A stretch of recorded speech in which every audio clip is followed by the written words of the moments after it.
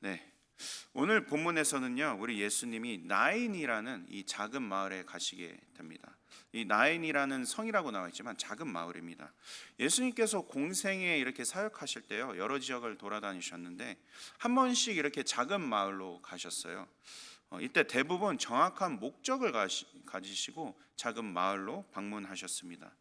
예를 들어서 뭐 베단이라는 작은 마을 이렇게 가실 때도 나사로를 살리기 위해서, 죽었던 나사로를 살리기 위해서 가셨고, 오늘 나인이라는 이 작은 마을 가실 때도 오늘 본문에 나오는 이 과부를 만나기 위해서 예수님은 이 작은 마을을 방문하셨습니다. 이 작은 마을을 입성하실 때 예수님은 참 많은 무리와 함께 하셨죠. 아무래도 예수님의 그 많은 능력과 이적이 나타나고 또 가르치는 인사가 출중하시다 보니까 사람들 사이에서는 예수님의 인기가 대단했었습니다.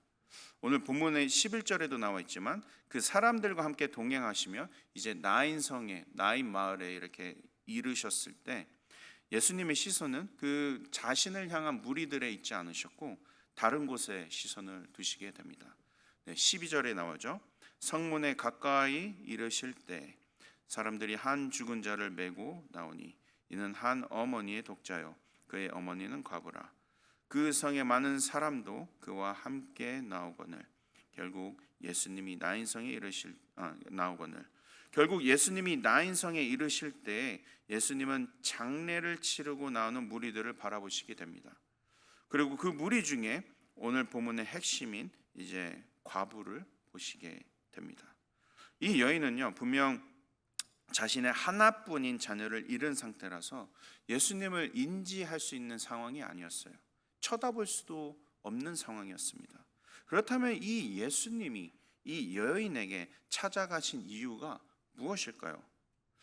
이 질문에 답하다 보면요, 이 예수님이 과부에게 찾아오신 은혜가 지금 나의 삶 속에서도 임하고 있다라는 사실을 깨닫게 됩니다.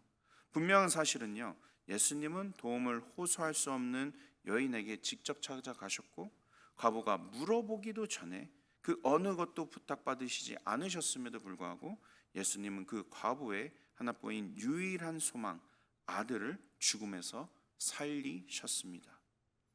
예수님께서 먼저 과부에게 베푸신 은혜를 나눠볼 때 지금 나의 삶 속에서 역시 임하고 있는 동일한 은혜를 이 자리에서 나누어 보고자 합니다. 첫 번째로 그가 찾아오신 이유, 예수님이 과부의 인생 속에 직접 찾아오신 이유는요, 공감하기 위해 오셨습니다. 공감하기 위해. 공감이란 뜻 다 아시죠? 네, 감정이나 경험을 이해하면서 이제 함께 느끼는 것, 그것을 공감이라 그럽니다. 예수님은 이 과부가 현재 겪고 있는 그 슬픔과 아픔을 마음속 깊숙이 공감하시기 위해서 먼저 찾아오셨습니다. 13절입니다. 주께서 과부를 보시고 불쌍히 여기사 울지 말라 하시고. 이 시대의 과부들은요, 참 비참한 삶을 감당했었어야 했어요. 남성만이 경제적 활동이 가능한 시대였고요, 남편을 통하여서 여성들은 사회로부터 보호를 받아온 그런 시대였습니다. 그런데 혹시 그런 일이 있으면 안 되지만 남편을 잃었다? 어떠한 이유에도 상관없이 여성들은 사회로부터 충분한 보호를 받지 못한 상태로 인생의 쓴맛을 경험해야 했습니다. 과부는 보통 남편을 잃은, 사별을 한 여인을 뜻하죠. 오늘 본문에 나오는 과부는요, 그나마 자식 한 명이 있어서 남편과 사별을 하고 난 이후에 그 자식을 먹여 살렸어야 했는데 어떻게 살아온지는 오늘 본문이 정확하게 말하고 있지는 않습니다. 하지만 보통 이 당시에 유대 사회에서 과부들은요, 그나마 생계를 유지하기 위해서 사별한 남편의 가족들에게 경제적 지원을 받는다든지 아니면 레위기에 나와 있는 그 시형제 결혼법을 따라서 형수를 아내로 맞이한다든지 혹은 최악의 상황에서는 구걸하면서 가난한 삶을 이겨내야 했습니다. 근데 이 과부가 그나마 자신의 삶의 모든 소망이었던 이 독자 아들까지 잃어버리게 된다면 모든 것을 잃어버렸음을 뜻하죠. 살아도 살은 것 같지 않은, 오히려 정신은 깨어 있으나 삶의 의욕을 잃어버린 상태를 의미합니다. 이 여인은 분명 그 차갑게 몸이 식은 자신의 아들을 보면서 슬피 울고 있었습니다. 그런데 그 누구도 부탁하지 않았음에도 불구하고 예수님은 이 과부에게 먼저 다가가시게 됩니다. 오늘 본문은 예수님이 이 여인에게 먼저 다가가실 때 어떠한 감정으로 다가가셨는지를 이야기해 주고 있습니다. 본문 13절을 보시면 주께서 과부를 보시고 불쌍히 여기사. 여기서 예수님이 불쌍히 여기다의 어원은요, 스플랑크 니조마입니다. 스플랑크 니조마이. 뜻은 불쌍히 여기다, 측은히 여기다 이런 뜻인데요. 단순히 불쌍히 여기다 그런 말을 한 것이 아니라 스플랑크논이라는 단어에서 파생되어졌습니다. 이 스플랑크논이라는 뜻은요, 내부의 장기 기관을 뜻합니다. 다시 말해서 오늘 본문에서 나오는 불쌍히 여기다라는 뜻은 우리 내부의 장기, 창자까지 뒤틀려지는 공감, 고통을 말하고 있는 거예요. 예수님은 이 여인을 찾아가실 때 창자까지 뒤틀려지는 심정으로, 그렇게 공감하는 마음으로 이 여인을 찾아가 울지 말라고 위로해 주신 것입니다. 사랑하는 여러분, 하나님의 아들이 이 땅에 오심을 우리 다 알고 있죠. 여러분들은 어느 정도까지 공감이 되십니까? 예수님은요, 그냥 단순히 3년 공생애를 그냥 대충 시간 때우시다가 그냥 십자가 한번 지시고 이 땅에 떠나신 것이 아닙니다.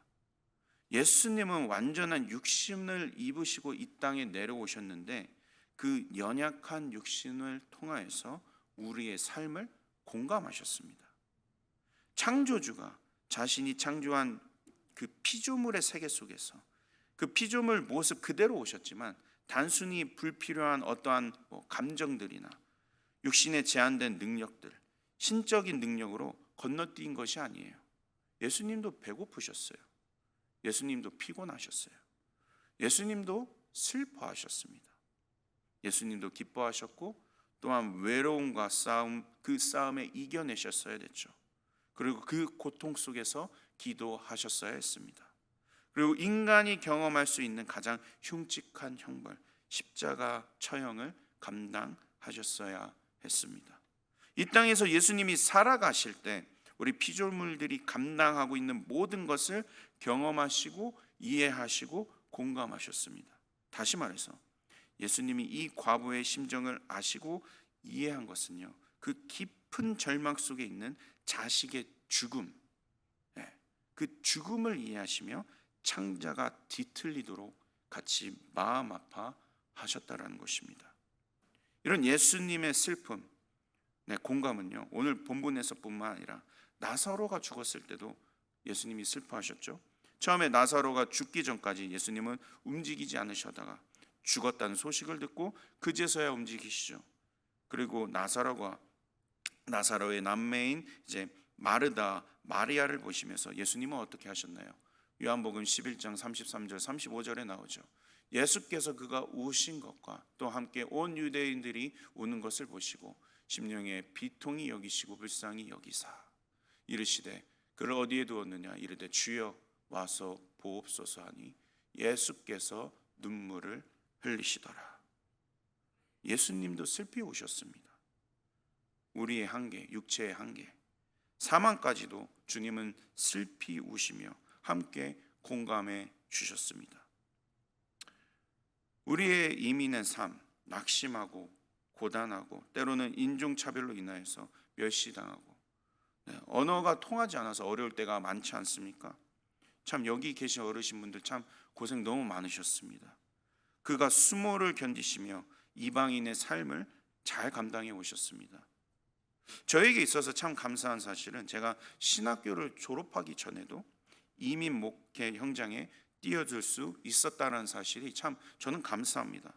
신학교에서 아무래도 이론만 배우기 때문에 이 이민자의 삶에 있어서 고찰해보고 공감할 수 있는 기회들이 많이 없었어요.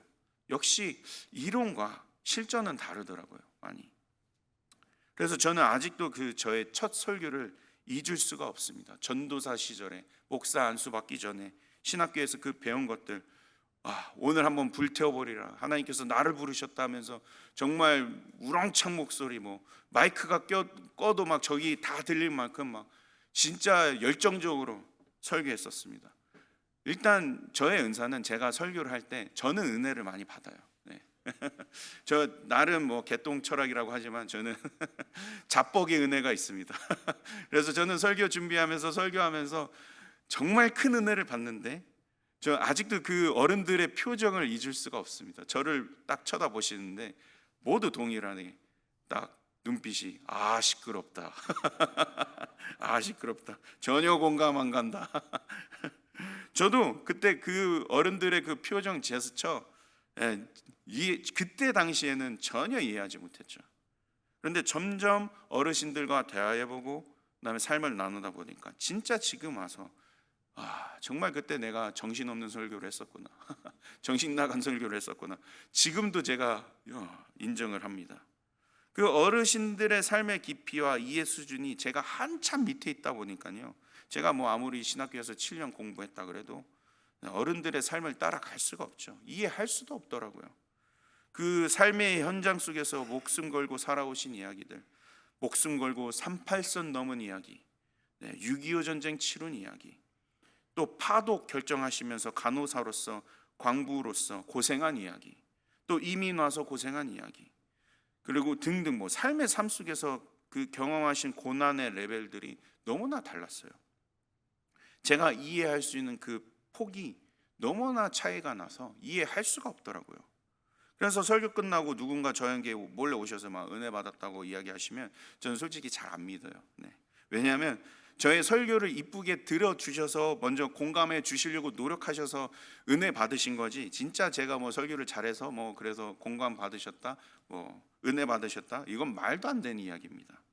어쨌든 제가 이 어르신들을 감히 공감하기 위해서 한국의 근현대사, 한국 기독교사 이야기 스스로 공부했지만 그냥 차라리 번데기 앞에서 주름을 잡지 백문이 불여일견이라고 100번 읽고 1000번 읽어도요, 삶으로 경험해 오신 그 직접 경험해 보신 그 이야기를 제가 어떻게 공감할 수 있겠습니까? 저는 보릿고개라는 그 단어를 처음에 들었을 때 그 보리가 많은 고개인 줄 알았습니다. 제가 어떻게 이해할 수 있겠어요? 혹시 저와 여러분들 참 죄송하지만 그 이해할 수 있는 폭이 너무나 다릅니다. 하나 우리 예수님은요 다르신 분이시죠. 우리의 삶의 고통을 완전히 이해하실 수 있으신 분이십니다. 그 창조주 그분께서 우리의 죽음의 그 고통까지 통곡하시며 우리를 사랑하셨습니다. 혹시 저와 여러분들의 삶 속에 고통이 있다면 혼자 외로워하지 않아도 될 것은 지금 우리 주님이 이 과부에게 하신 것 같이 우리 삶 속에 들어오셔서 창자가 뒤틀리도록 공감하시며 우리의 삶을 위로해주고 계시기 때문에 여러분들은 외로워하실 이유도 전혀 없으시고요, 괴로워하실 이유도 전혀 없으십니다. 이 모습을 나타내시기 위해서 예수님은 직접 이 땅에 오셨고 오늘 본문의 이 여인에게 직접 찾아가 주셨습니다. 이 사실을 잊지 않으시며 아무리 절망 가운데 있으시더라도 낙심하지 않고 오직 우리 상황을 어루만져 주시고 가슴 속 깊이 공감하시는 그 예수님만 바라보시기를 축원드립니다. 두 번째로 예수님이 과부의 인생 속에 직접 찾아오신 이유, 소망되기 위해 오셨습니다. 소망이 되어주시기 위해 오셨습니다. 그분이 직접 이 여인의 삶 속에 소망이 되어주시기 위하여 이 여인의 삶 속에 직접 찾아오셨습니다. 14절 15절입니다. 가까이 가서 그 관에 손을 대시니 맨 자들이 서는지다. 예수께서 이르시되 청년아 내가 내게 말하노니 일어나라 하시매 죽었던 자가 일어나 앉고 말도 하거늘 예수께서 그를 어머니에게 주시니.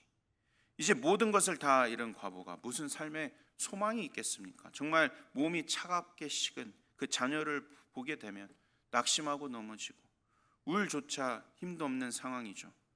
누구를 찾아볼 생각이나 했겠습니까? 그나마 지금 본문 바로 이전에 어떤 본문이었냐면 그 유명한 믿음의 백부장 이야기가 나옵니다. 백부장은 그나마 지위도 있었고요, 계급도 있었고요, 자신의 종들도 있었고 또 건강도 있었습니다. 그나마 예수님을 찾아갈 수 있었어요. 그래서 예수님이 자기 마을에 오셨다는 소식에 당장 앞이라도 찾아가서 간청할 수 있는 여력이라도 있었습니다. 나의 사랑하는 종이 병들어 죽게 되었습니다. 세상의 방법 다 써보았습니다. 우리 집에 오실 필요는 없습니다. 감당하지 못하겠습니다. 말씀만 하여 주시옵소서. 그렇다면 나의 종이 완전히 치유될 줄 믿습니다. 그래서 백부장은 예수님께 칭찬받을 만한 여력이라도 있었습니다. 하지만 지금 과부는요, 예수님이 자신의 마을에 온지도 몰랐어요. 생각해 봅시다. 그나마 자녀가 죽지 않고 작은 순만이라도 붙어 있었더라면 예수님이 오신다는 소문에 당장이라도 찾아가서 간청했겠지만 그 죽은 송장 앞에서 무슨 삶의 소망이 있었겠습니까? 차라리 내가 죽는 게 더 속편하지. 너무나 슬픈 나머지 이미 따뜻한 온기를 잃어서 그 자녀의 관을 옮기고 있는데 예수님이라고 생각했겠어요?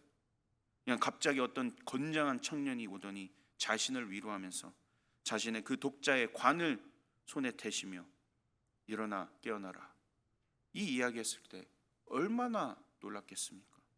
그리고 그 자녀가 다시 살아난 순간 기쁠 새가 있겠어요? 마치 자신이 죽었다가 다시 살아난 기분 아니었을까요? 모든 것이 다 끝났다고 생각한 순간 예수님이 이 과부의 삶 속에서 자신의 생명보다 더 중요한 아들, 삶의 소망을 다시 불어넣어 주셨습니다. 결국 이 과부의 삶 속에 예수님이 삶의 소망이 되어 주신 것이죠. 우리의 모든 삶 속에 존재하는 이 사망의 법은요, 우리가 아담으로부터 범죄한 이후에 그 삶의 저주로서 그 누구도 피해 갈 수 없는 현실입니다. 사망, 이 죽음의 문제를 해결하려고 또 풀어내려고 그렇게 많은 철학자들, 역사가들, 과학자들, 공상가들, 의사들조차도 고뇌하고 해결하려고 노력해왔지만 아직까지도 그 죽음의 법 앞에서는 그 누구도 이 영원한 인간의 절망, 두려움을 해결하지 못하고 있는 것은 분명 사실입니다. 우리 스스로가 삶의 죽음 앞에서 희망의 문을 찾지 못하고 두려워하고 낭망하고 있을 때 우리 주님이 직접 이 땅에 오셨죠.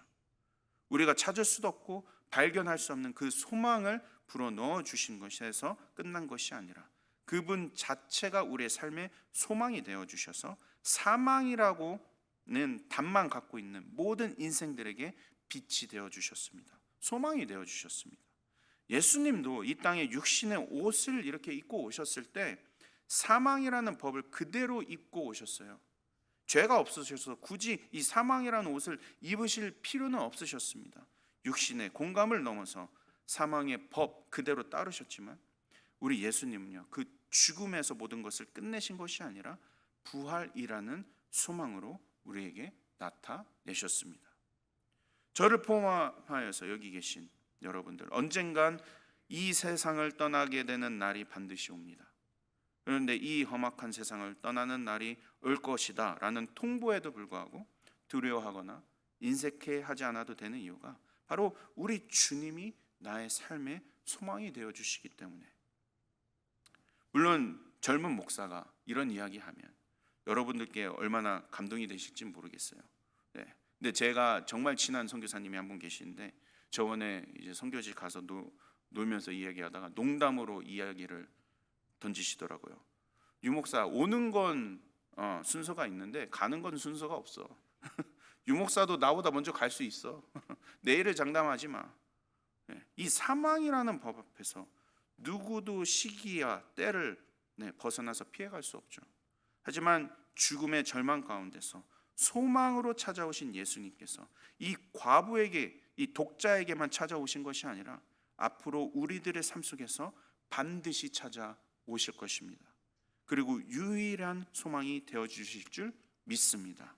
이 은혜 가운데 살아가시는 저와 여러분들이 되시기를 축원드립니다. 마지막으로 그가 찾아오신 이유, 버림받기 위해 오셨습니다. 버려지기 위해 오셨습니다. 예수님은 우리의 삶을 공감하시며 소망이 되시기 위하여 이 땅에 오셨지만 동시에 반드시 버림받기 위하여 이 땅에 오셨습니다. 16절입니다. 모든 사람이 두려워하며 하나님께 영광을 돌려 이르되 큰 선지자가 우리 가운데 일어나셨다 하고 또 하나님께서 자기 백성을 돌보셨다 하더라. 지금 본문에서 예수님이 이 과부의 독자를 살려주신 것, 그 사건 이후로 이 광경을 본 사람들이요 지금 두려워하면서 하나님께 영광 돌렸다라고 나와 있지만, 여기서 우리는 아쉬운 사실 한 가지를 찾을 수가 있습니다. 죽은 자가 예수님의 능력으로 다시 살아나는 광경을 목격했지만 너무나 슬픈 사실은요, 사람들은 아직 예수님의 존재에 대해서 명확하게 깨닫고 하나님을 두려워하거나 지금 눈앞에 보이는 예수님께 영광을 돌린 것이 아니에요. 지금 본문에 나온 사람들이 이렇게 고백하죠. 큰 선지자가 우리 가운데 일어났나? 하나님께서 우리 백성을 돌보셨다. 여기서 말하는 이 큰 선지자는 예수님을 지칭하는 말이지만, 이 일어나셨다라는 말은 부활하셨다. 선지자가 부활했네. 그리고 또 하나님께서 자기 백성을 돌보셨다라는 의미는 지금 예수님이 이 땅에 오셔서 메시아로 입각한 그 영광을 말하는 것이 아니라 이례적인 상황 속에서 자신들의 백성을 잊지 않고 그 필요에 응답하신 그 이스라엘의 역사 있잖아요. 광야의 역사. 그거를 회상하는 구약적 믿음에 해당됩니다. 물론 이것이 잘못되었다라고 말할 수는 없지만 분명한 사실은요, 어떤 이들은 예수님의 존재 자체가 큰 선지자로서 부활했구나, 그렇게 믿고 있었습니다. 눈앞에 보이는 예수님이 생명을 주관하실 수 있는 하나님이라는 사실을 깨닫지 못했어요. 예수님은 우리의 모든 육체의 연약함을 공감하시고 이해하시며 사역하셨지만 정작 과부의 소망이 되어주시고 난 이후에 예수님의 존재는 계속해서 미스테리로 남게 됩니다. 다시 말해서 예수님의 존재에 대해서 명확하게 깨달아 주님이 일하고 알고 따르는 자는 극소수였습니다. 어쩌면 없었겠죠. 물론 한 명 굳이 꽂자면 예수님의 어머니 정도? 물론 지금 본문에서 예수님은 기뻐하실 것이 분명하였지만 한편으로는 자신을 아직도 알아보지 못한 결과로 한쪽 구석에서는 씁쓸해하셨을 거예요. 이렇게 많은 기적과 이적이 생길 때마다 예수님은 오히려 이들이 왜 나를 따르고 있는지 아셨죠. 그래서 요한복음 6장 26절에 심지어 이렇게 말씀하셨습니다. 예수께서 대답하여 이르시되 내가 진실로 진실로 너희에게 이르노니 너희가 나를 찾는 것은 표적을 본 까닭이 아니요 떡을 먹고 배부른 까닭이로다. 이러한 처참한 상황 속에서도 예수님은 계속하여서 많은 기적을 나타내시고 놀랍만한 언변을 통해서 가르치시고 설교하시고 하나님께 영광을 나타내시며 자신이 누구인지를 나타내셨지만 결국 참고 참으시다가 이들의 무지를 아시고 그 누가복음 9장 18절에서 예수님이 이렇게 말씀하시잖아요. 예수께서 따로 기도하실 때 제자들이 주와 함께 있더니 물어 이르시되 무리가 사람들이 나를 누구라고 하느냐. 여기서 말하는 이 무리는 예수님의 그 기적을 보며 따랐었던 그 떡을 먹고 배부른 무리를 뜻하죠. 제자들조차도요, 그 어느 무리조차도 정확하게 예수님의 존재에 대해서 말하지 못합니다. 그래서 제자들이 어중이 떠중이로 이렇게 대답하죠. 19절에서 대답하여 이르되 세례 요한이라고 하도 더러는 엘리야라 하고 더러는 옛 선지자 중에 한 사람이 살아있다 하나이다. 물론 이 다음 질문에 베드로가 주는 살아계신 하나님의 아들이라고 고백하지만 그것도 베드로 스스로 깨달아서 한 거였어요? 아니죠. 하늘에 계신 아버지께서 깨닫게 해주셨죠. 그 누구도 예수님이 누구이신지 명확하게 대답할 수 있는 제자나 무리가 없었다라는 것입니다. 그리고 이 무지가 나중에 예수님이 십자가를 지시기 위하여 끌려가실 때 나타나잖아요. 그 누구도 끌려가신 그 어린 양 예수 그리스도를 공감하지 못했습니다. 그때부터 모든 무리와 사람들이 예수님을 알려고 하지도 않았어요. 오히려 예수님을 떠나 도망치게 되죠. 예수님이 외로운 기도 가운데 제자들은 자고 있었습니다. 심지어 군중들은요, 이제 예수님 필요 없다고 폭군이 되어서 예수님을 십자가에 못 박으라고 함성치고 외치게 됩니다. 결국 예수님은 자신의 자녀들의 삶 속에 창자가 뒤틀리도록 슬퍼하시고 그들의 삶을 위로하시며 피조물의 모습으로 사망에서 소망으로 변화시켜 주셨지만 결국 예수님의 결말은 모두에게 버림받은 비참한 존재가 되셨습니다. 그 당시에 그 누구도 예수님의 처형을 공감하지 못했어요. 십자가에서 능력 없이 처참하게 죽는 모습을 보는 제자들은 이제 더 이상 능력을 나타내지 못한다는 이유로, 더 이상 자신들이 원하는 것을 들어주지 못한다는 이유로 한 명도 남김없이 예수님의 삶과 목적을 제대로 이해하지 못하고 공감하지 못하고 예수님의 곁을 다 떠나 도망쳤습니다. 하지만 우리의 삶에 있어서도 이러한 실수는 계속 반복되죠. 복음서를 읽고 기록되어진 예수님을 읽는 우리도요, 예수님을 제대로 이해하고 그분의 마음을 읽으며 따르고 있는지 2000년이 지난 지금도 이 혼동은 진행 중입니다. 어떤 이들은 기적에만 집중한 나머지 삶의 열매 없이, 예수 그리스도 없이 그 운동에만 집중하고 있잖아요. 그래서 예수님을 다단계 끝판왕으로 전락시켜버렸습니다. 어떤 이들은 신령한 지식이 부족하면 안 되는 것처럼 삶을 등한시하며 우리가 감당해야 되는 그 진정한 삶, 가정, 직장, 공동체를 버리게 만들었고요, 그것들도 우습게 만들어 교만하게 만들었고, 상당한 업적을 이루어야 하는 것처럼 예수님을 비즈니스맨으로 소개하여 진정으로 따르지 못하게 만들었습니다. 우리 스스로가 우리의 삶, 사망의 문제를 해결할 수 없으니까, 소망을 이룰 수 없으니까 그분을 직접 찾아가 대가 없이 그분을 만나기 위해 노력하고, 지금도 대하기 위하여 노력하고, 때로는 우리의 소원이 이루어지지 않더라도, 낭망하고 넘어지더라도, 그런 상태에 있어도 우리의 연약한 그대로 찾아오신 그분이신데 순수하게 그분 자체를 믿으며 그분과의 인격적인 교제를 이루며 그냥 따라가면 되는 것인데, 뭐 그리 예수님의 존재에 대해서 우리의 필요를 따라 이것저것 다 갖다 붙이면서 오히려 내가 이해한 대로, 내가 해석한 대로 예수님이 세례 요한이다, 예수님이 엘리야다, 죽은 선지자가 살아났다, 이렇게 복잡하게 그분을 대하고 있는지, 그러다가 삶의 풍파를 만나게 되면, 풍랑을 만날 때면 다 도망치는 것이 우리의 습관 아닙니까? 예수님이 십자가에 지실 때 그 어떤 제자가 함께 남아서 같이 십자가를 지며 공감하며 함께 그 고난을 당했습니까? 외롭게 죽으실 것을 아셨음에도 불구하고, 버림받으실 것을 아셨음에도 불구하고 예수님은 이사야 53장 그 말씀 이루시기 위하여서 이 외로운 길, 버려진 길을 자초하지 않으십니까? 이사야 53장 4절 8절에서 그는 실로 우리의 질고를 지고 우리의 슬픔을 당하셨거늘 우리는 생각하기를 그는 징벌을 받아 하나님께 맞음에 고난을 당한다 하였노라. 그가 찔림은 우리의 허물 때문이요 그가 상함은 우리의 죄악 때문이라. 그가 징계를 받음으로 우리는 평화를 누리고 그가 채찍에 맞음으로 우리는 나음을 받았도다. 우리는 다 양 같아서 그를 행하여 각기 제 길로 갔거늘 여호와께서는 우리의 모든 죄악을 그에게 담당시키셨도다. 그가 곤욕을 당하여 괴로울 때에도 그의 입을 열지 아니하였으며 마치 도수장으로 끌려가는 어린 양과 털 깎는 자 앞에서 잠잠한 양같이 그의 입을 열지 아니하였도다. 그는 곤욕과 신문을 당하고 끌려갔으나 그 세대 중에 누가 생각하기를 그가 살아있는 자들의 땅에서 끊어지며 마땅히 형벌을 받아 내 백성의 허물 때문이라 하였으리요. 지금도 우리의 하찮은 판단 때문에 예수님이라는 존재가 나의 삶 속에서 버림받고 이해되지 못하고 있는 것은 아닌지, 언제 우리는 예수님의 제자로서 예수님을 제대로 알고 이해하며 공감하며 그분을 알아 따라갈 수 있을까요?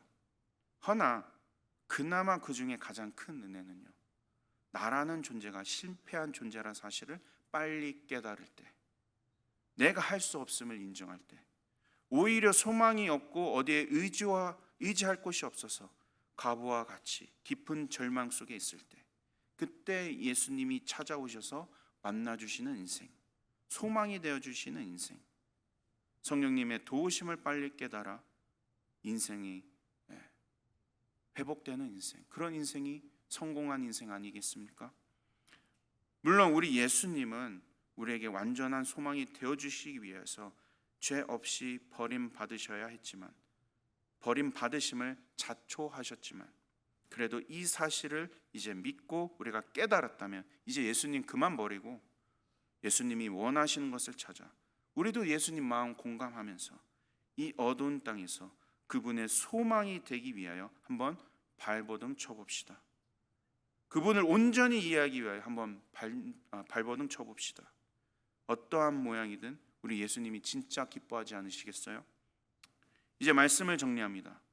예수님이 이 과부의 인생, 아니 우리 인생에 직접 찾아오신 이유는 공감하기 위해 오셨습니다. 예수님은 지금 우리가 겪고 있는 슬픔과 아픔을 그 마음속 깊숙이 공감하시기 위하여 창자가 뒤틀려지는 심정으로 먼저 찾아오셨습니다. 예수님은 우리의 인생에 찾아오신 이유, 소망이 되어주시기 위해 찾아오셨습니다. 그분이 직접 우리의 삶 속에 소망이 되어주시기 위하여 우리 육체의 연약함을 넘어 사망을 넘어 영원한 생명, 그 소망, 그분이 우리의 소망이 되심을 알게 하시기 위해 먼저 우리에게 찾아오셨습니다. 예수님은요, 버림받기 위해 오셨습니다.